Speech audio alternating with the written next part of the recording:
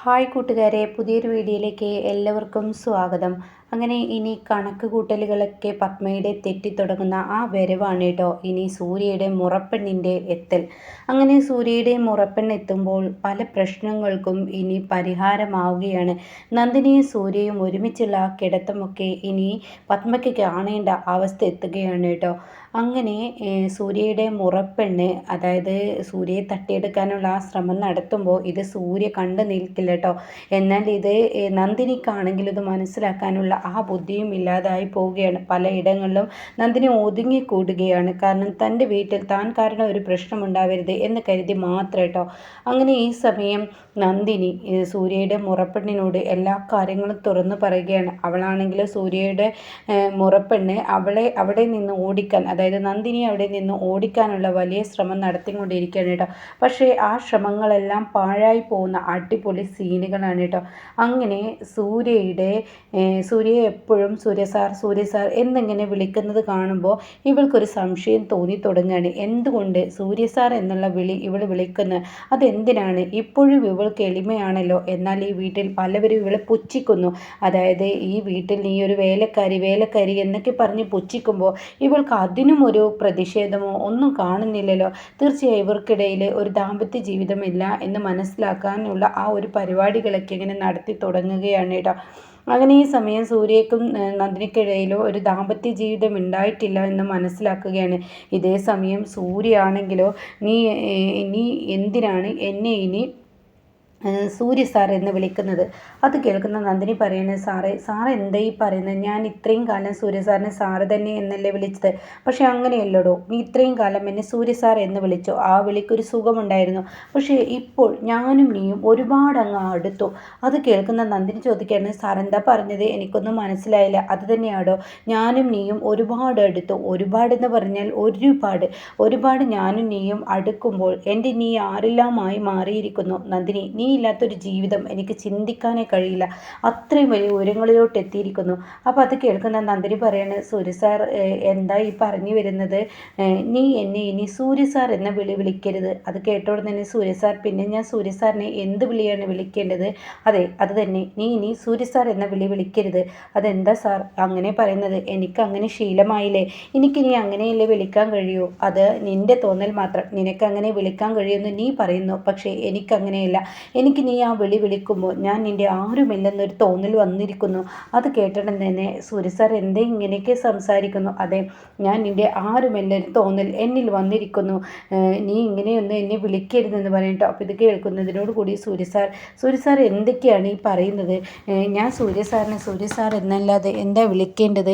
അതെ, ഞാനൊരു കാര്യം പറയട്ടെ. സാധാരണ ഞാൻ ഒരു കാര്യം ചോദിക്കട്ടെ. നിൻ്റെയൊക്കെ നാട്ടിൽ ഭർത്താവിനെ ഒരു ഭാര്യ വിളിക്കുന്നത് എന്താ? അത് പിന്നെ പലവരും പല രീതിയിലാണ് വിളിക്കുന്നത്.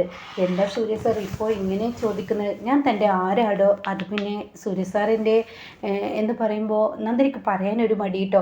ഇത് കേൾക്കുന്നതിനോട് കൂടി സൂര്യ ചോദിക്കുക, എന്താടോ തനിക്കൊരു മടി? എന്നോട് പറയാൻ നിനക്കൊരു മടിയുണ്ടോ? അത് കേട്ടോടെ തന്നെ നന്ദിനി പറയാണ്, ഇല്ല എനിക്കൊരു മടിയില്ല. എന്നാൽ നീ അതങ്ങ് പറയേ, നിൻ്റെ വാ കൊണ്ട് കേൾക്കാനാണ് എനിക്കിഷ്ടം. അപ്പോൾ നന്ദിനി പറയാണ്, സൂര്യ സാർ ഞാനൊരു കാര്യം പറയട്ടെ. എനിക്ക് സൂര്യ സാറ് ഒരു കാര്യം എന്നൊക്കെ പറഞ്ഞിങ്ങനെ ഉരുണ്ട് കളിക്കുന്നത് കാണുമ്പോൾ ഉടൻ തന്നെ, ഞാൻ ചോദിച്ചത് എന്താ? തൻ്റെ ആരോടോ ഞാൻ എൻ്റെ ഭർത്താവ് എന്ന് പറയണം കേട്ടോ. അതെ, നിൻ്റെ ഭർത്താവ്. അപ്പം നിൻ്റെ ഭർത്താവാണെങ്കിൽ എന്നെ നീ സാർ എന്ന് വിളിക്കാൻ എൻ്റെ ഓഫീസിൽ പണിയെടുക്കുന്നവളൊന്നല്ലല്ലോ നീ. അത് കേട്ടോടനെ നന്ദിനി അവിടെ ഒന്ന് ചെറുതായി അവിടെ കിടന്ന് ഉരുളുകയാണ്. അതെ, നീ എൻ്റെ ഓഫീസിൽ പണിയെടുക്കുന്നവളൊന്നല്ലല്ലോ. എന്താ സാറേ ഇങ്ങനെയൊക്കെ? അതെ, നീ എന്നെ ഇനി സൂര്യ സാർ എന്ന് വിളിക്കണ്ട. നീ എന്നെ വിളിക്കേണ്ടത് നിൻ്റെ നാട്ടിലുള്ളവർ എന്തൊക്കെ വിളിക്കും നിൻ്റെ ഒരു ഭാര്യ ഒരു ഭർത്താവിനെ? അത് പിന്നെ നാട്ടിലുള്ളവർ നിങ്ങൾ, അതെ എന്ന് അങ്ങനെ ഉള്ള പല വിളികളും വിളിക്കും. അതെ, നിങ്ങളൊന്നും ഇങ്ങനെ നോക്കി അങ്ങനെയുള്ള വിളികളൊന്നും വേണ്ട. പിന്നെ എന്ത് വിളിക്കും? ചിലവരെ ഏട്ടാ എന്നുള്ള വിളിക്കും. അതെ, എനിക്കത് മതി. ഇനി മുതൽ നീ എന്നെ ഏട്ടാ എന്ന വിളിച്ചാൽ മതി. എന്താ സാറേ ഈ പറയുന്നത്? ഈ വീട്ടിൽ എന്നെ ഏട്ടാ എന്നുള്ള വിളിച്ചാൽ, സൂര്യ സാറിനെ വിളിച്ചാൽ എന്താ എൻ്റെ അമ്മ പത്മ മേഡം അവർ നിന്നെ കൊല്ലുമോ, ആ രാക്ഷസ സ്വഭാവം നിന്നിൽ കാണിക്കുമോ എന്നൊരു ഭീതിയാണ്. അതിനെ പറ്റിയ ഒരു മുറപ്പെണ്ണുമായി എൻ്റെ അമ്മാവൻ്റെ മകൾ എത്തിയിട്ടുണ്ടല്ലോ. അവൾ എത്തിക്കഴിഞ്ഞാൽ തീർച്ചയായും അവളും ഇത് തന്നെയാണ് കാത്തിരിക്കുന്നത്. അതുകൊണ്ട് നന്ദിനി, നീ ഞാൻ പറയുന്നത് അങ്ങ് കേട്ടാൽ മതി. നീ ഇനി എന്തായാലും ഞാൻ പറയുന്നതിനനുസരിച്ച് എന്നെ സൂര്യ സാർ എന്ന വിളിക്കാതെ ഏട്ടാ എന്നുള്ള വിളിക്കുക എന്ന് പറയും കേട്ടോ. ഇത് കേൾക്കുന്ന നന്ദിനി പറയാണ്, അയ്യോ സാറേ, എന്തിനാ എന്നെ ഇങ്ങനെ ബുദ്ധിമുട്ടിക്കുന്നത്? സൂര്യ സാർ എന്നുള്ള വിളിയല്ലേ ഇത്രയും നാളും വിളിച്ചത്, പിന്നെ ഇപ്പം ഇന്ന് നാളെ മുതൽ എങ്ങനെ ഏട്ടാ? എടോ, താൻ അത് ശീലിക്കണം. അതിന് സമയമായി എന്ന് എനിക്ക് തോന്നി. അതുകൊണ്ട് തന്നെ നീ എന്നെ ഏട്ടാ എന്ന് വിളിക്കണം. ഏട്ടാ എന്ന് വിളിച്ചില്ലെങ്കിൽ ഉണ്ടല്ലോ എൻ്റെ സ്വഭാവം അങ്ങ് മാറും. അത് കേൾക്കുന്ന നന്ദിനി, സൂര്യ സാർ തന്നോടല്ലേ പറഞ്ഞത് ഏട്ടാ എന്ന് വിളിക്കാൻ? ഏട്ടാ അപ്പോൾ ഉടൻ തന്നെ ഏട്ടാ എന്ന് വേണ്ട, ഏട്ടാ എന്ന് പറയുമ്പോൾ അതിനൊരു സുഖമില്ല, സൂര്യേട്ട എന്ന് വിളിക്കടോ. അത് കേൾക്കുന്നതിനോടുകൂടി നന്ദിനി, സാർ തന്നോടല്ലടോ പറഞ്ഞത് സൂര്യേട്ട എന്ന് വിളിക്കാനും.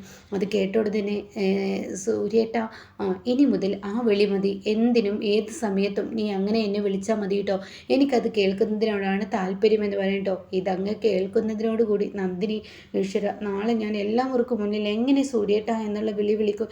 ഈ വീട്ടിലാണെങ്കിൽ ദിവസവും എൻ്റെ പേരിൽ പ്രശ്നങ്ങളാണല്ലോ. ഒന്നാമത്തെ പത്മാമ്മയുടെ മാത്രമല്ല, അവരുടെ ആങ്ങളെയും അവരുടെ മക്കളൊക്കെയുണ്ട്. ആ പെണ്ണാണെങ്കിൽ സൂര്യ സാറിനെ കണ്ണു വെച്ചിരിക്കുകയാണ്. സത്യം പറയുകയാണെങ്കിൽ അവളല്ലേ സൂര്യ സാറിൻ്റെ മുറപ്പെണ്ണ, അവളുടെ അതായത് ഭാര്യ ആവേണ്ടത്. ഇന്നിപ്പോൾ ഞാൻ ആ സ്ഥാനം തട്ടിയെടുത്തത് പത്മാമ്മയുടെ എന്നോട് ദേഷ്യവും ഇപ്പോൾ കൂടുതലായി. അവളാണെങ്കിൽ എന്നെക്കാൾ സൗന്ദര്യവതി, സമ്പത്ത് എല്ലാം അവളിലുണ്ടല്ലോ എന്നൊക്കെ ഇങ്ങനെ ചിന്തിക്കുകയാണ് കേട്ടോ.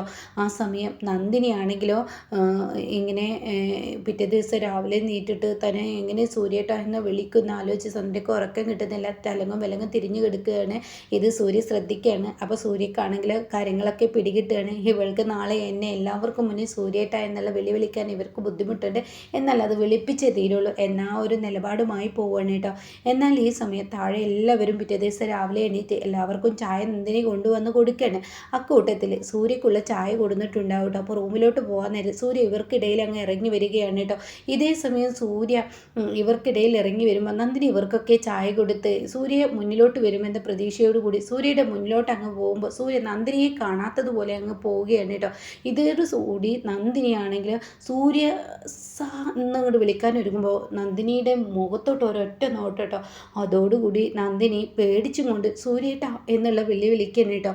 ആ വിളി അങ്ങ് കേൾക്കുമ്പോൾ ഇവരുടെ കയ്യിലുള്ള ചായ താഴോട്ട് വീഴേണ്ട. പത്മയുടെ കയ്യിലുള്ള എന്താ മമ്മി ഇപ്പോൾ അവൾ വിളിച്ചത് എന്ന് ഇന്ദ്രജി ചോദിക്കുകയാണ്. ആ സമയം മറ്റുള്ളവരും ആ ചോദ്യം ഉയർന്നിരിക്കുന്നു കേട്ടോ.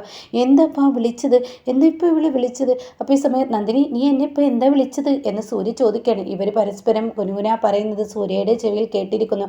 അപ്പോൾ സൂര്യ പരസ്പരം ഇത് പറയുന്നത് കേൾക്കുമ്പോൾ നന്ദിനി, ഇപ്പം നീ എന്നെ വിളിച്ചത്? അത് സാർ ചായയാണെന്ന് മനസ്സിലായടോ. താൻ എന്നെ എന്താ വിളിച്ചത്? അത് ഞാൻ പറഞ്ഞില്ലേ, എന്താ നീ എന്നെ വിളിച്ചത്? അതൊന്നും കൂടി വിളിച്ച്, എനിക്ക് കേട്ടില്ല. ആ വിളിക്കൊരു സുഖമുണ്ട്, ഒന്നും കൂടി വിളിച്ചേ. നീ എന്നെ അത് വിളിച്ചാൽ മതി, ഞാൻ പറഞ്ഞതല്ലേ. അത് കേട്ട ഉടനെ നന്ദിനി, സൂര്യേട്ട എന്താ താൻ പതുക്കെ വിളിക്കുന്നു? നന്ദിനി ഉറക്കെ വിളിക്കേ എന്ന് പറയണ കേട്ടോ. അങ്ങനെ സൂര്യേട്ട ഇതാ ചായ എന്ന് പറയട്ടോ.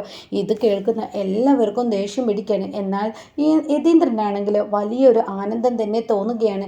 തൻ്റെ മകനും മരുമകളും അടുക്കുന്നതിൻ്റെ എല്ലാ സൂചനയും തൻ്റെ കൺമുന്നിൽ കാണുമ്പോൾ തനിക്ക് പറയാൻ വാക്കുകളില്ല. അത്രയും സന്തോഷം അവർക്കിടയിൽ എത്തുകയാണ് കേട്ടോ. അങ്ങനെ ഈ സമയം ഇത് തന്നെയാണ് നല്ലൊരു അവസരം. അങ്ങനെ യതീന്ദ്രൻ എണീറ്റ് വരികയാണ്. അപ്പോഴേക്കും പത്മ ഇന്നത്തെ ചായയും പോയി, മനുഷ്യൻ ശകുനമുടക്കം ഓരോന്ന് കയറി വന്നോളൂ.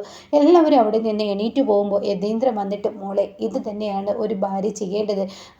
നല്ലൊരു കുടുംബിനിയാണ് നീ എന്ന് എനിക്ക് എന്നോ അറിയായിരുന്നു. എൻ്റെ മകനത് മനസ്സിലാക്കിയല്ലോ. അതുകൊണ്ട് ഈ വിളി മതി ഇനി ഇവിടെ. സൂര്യ സാർ എന്ന് പറയുന്നത് അതൊരു സുഖമില്ലാത്ത വിളിയാണ്. സൂര്യേട്ട അല്ലെങ്കിൽ ലേട്ട എങ്ങനെ എന്തെങ്കിലും വിളിച്ചേക്ക്. ഇനി എൻ്റെ മോനെ നീ അങ്ങനെ വിളിക്കുന്നത് കണ്ടാൽ മതിയെന്ന് പറയുന്നു കേട്ടോ. എന്നാൽ എല്ലാ പ്രതീക്ഷകളും തകിടം മറിയാണ് പത്മ കേട്ടോ. അപ്പോൾ അങ്ങനെ നല്ലൊരു കിടക്കൻ സീനാണ് ഇനി നമുക്ക് മുന്നിൽ വരാനിരിക്കുന്നത് കേട്ടോ.